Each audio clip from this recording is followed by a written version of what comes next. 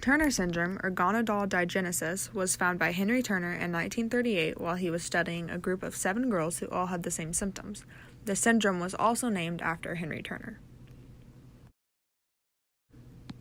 Turner syndrome is a chromosomal disorder. A chromosomal disorder just means that there is an abnormal condition due to something unusual with someone's chromosomes. Turner syndrome is where there is a partial loss or complete loss of an X chromosome.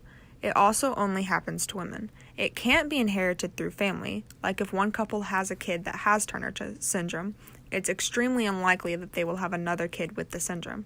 The syndrome mainly occurs because there will be a problem with the sperm or the egg or an alteration or loss in fetal development.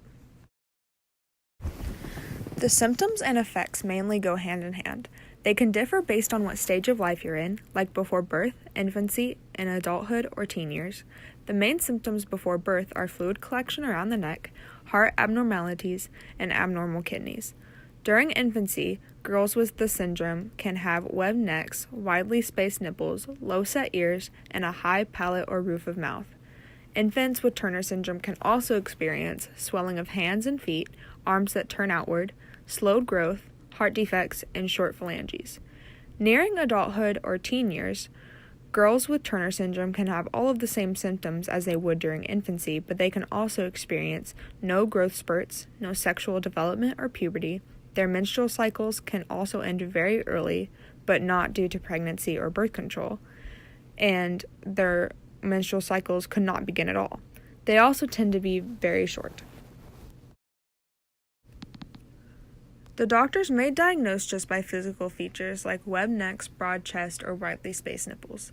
Doctors can diagnose at birth seeing that there might be heart problems, wide necks, and swelling of hands and feet. Turner syndrome can also be suspected in pregnancy during an ultrasound test. It can be detected by prenatal testing. The main prenatal testing is chorionic villus sampling, or amniocentesis, which is when they obtain cells from the unborn baby for chromosomal analysis. If the diagnosis is confirmed prenatally, then the baby may be under special care immediately after birth. The diagnosis is then confirmed by a blood test called karyotype. Girls with Turner syndrome normally have a slightly less than average lifespan. They normally have a fairly normal life, other than having a lot of ear infections that can cause them to lose their hearing. The girls will also have to have often checkups. They may struggle with math, but other than that, they will have fairly normal intelligence. There is not a definite cure, but there are things that can help. During childhood, girls with Turner syndrome can go to an endocrinologist. They can also get growth hormone injections and estrogen replacement therapy, which induces puberty.